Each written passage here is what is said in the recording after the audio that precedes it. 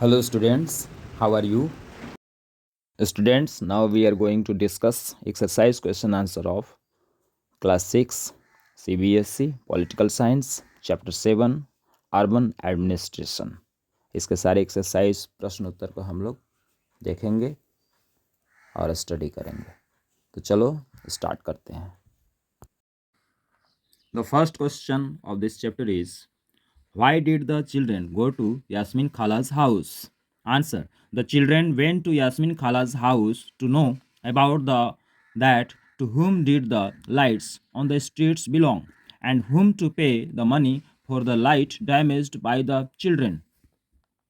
बच्चे यास्मीन खाला के पास क्यों गए? बच्चे यास्मीन खाला के पास यह जानने के लिए गए कि ये जो स्ट्रीट लाइट्स हैं उसकी मरम्मत कौन करता है, ये किसके अधिकार क्षेत्र में आती हैं, और बच्चों ने जो डैमेज किया है स्ट्रीट लाइट्स को, तो उसको रिपेयर करने के लिए, रिप्लेस करने के लिए पैसे कहाँ से आएंगे?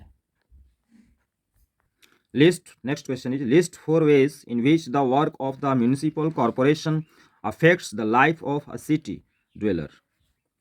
Answer: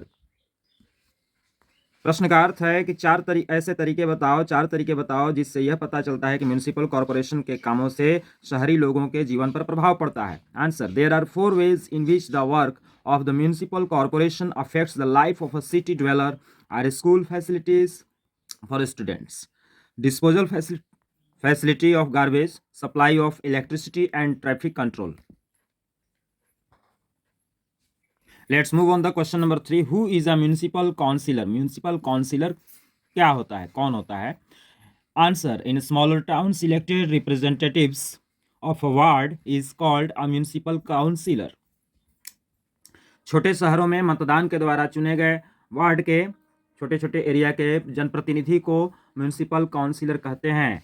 next question number 4, what did Gangabai do and why? Gangabai ने क्या किया और क्यों किया?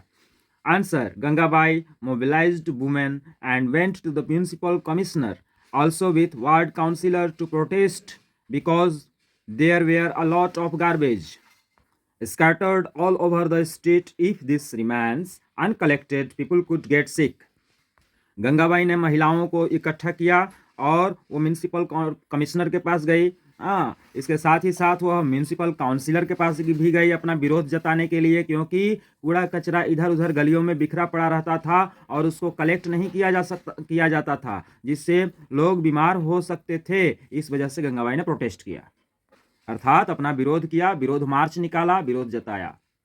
And this is the very important question number 5, how does the municipal corporation earn the money to do its work? Municipal corporation के पास पैसा कहाँ से आता है, वो पैसा कैसे लाती है अपने कार्यों को करने के लिए?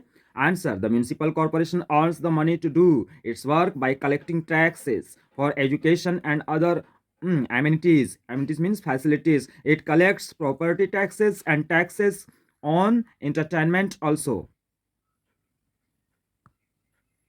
म्यूनिसिपल कॉर्पोरेशन शिक्षा पर टैक्स लगा करके कर लगाती है, कर वसूलती है, बाकी अन्य सुविधाओं पर कर वसूलती है, प्रॉपर्टी टैक्स लेती है और इंटरटेनमेंट टैक्स भी वसूल करती है। इसके चलते इसके पास पैसे आते हैं जिससे वह वेलफेयर के वर्क को कंडक्ट कर पाती है।